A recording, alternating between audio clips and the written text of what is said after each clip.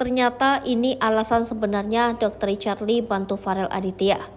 Kisah konflik antara Dr. Richard Lee dan mantan adik angkatnya Farel Aditya baru-baru ini menjadi sorotan publik. Konflik tersebut bermula ketika Farel memutuskan untuk berhenti sekolah di SMA Xaverius I Palembang, padahal Dr. Richard Lee telah mengurus dan membiayai Farel agar bisa bersekolah di sekolah tersebut.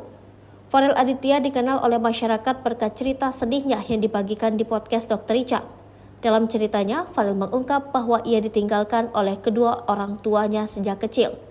Merasa simpati, Dr. Richard Lee kemudian memutuskan untuk membantu Farel dengan menyekolahkannya di SMA Xaverius I dan bahkan memiliki harapan agar Farel bisa melanjutkan kuliah kedokteran dari Universitas Indonesia.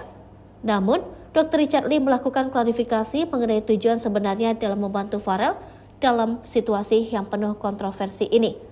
Dalam pernyataannya, Dr. Richard mengungkapkan bahwa niatnya adalah mencari Dr. Richard lain, yaitu orang-orang yang memiliki potensi dan talenta, namun tidak memiliki dukungan akses atau finansial yang memadai untuk sukses. Dr. Richard menegaskan bahwa sasarannya adalah individu yang memiliki bakat namun kurang mendapatkan dukungan finansial. Ia siap memberikan bantuan dan fasilitas untuk membantu mereka mencapai kesuksesan seperti yang ia lakukan dengan Farel. Namun dalam kasus Farel, Dr. Richard mengakui bahwa mungkin belum menemukan orang yang tepat sebagai sasarannya. Dan mungkin kemarin aku menemukan orang yang kurang tepat saja, jelas Dr. Richard.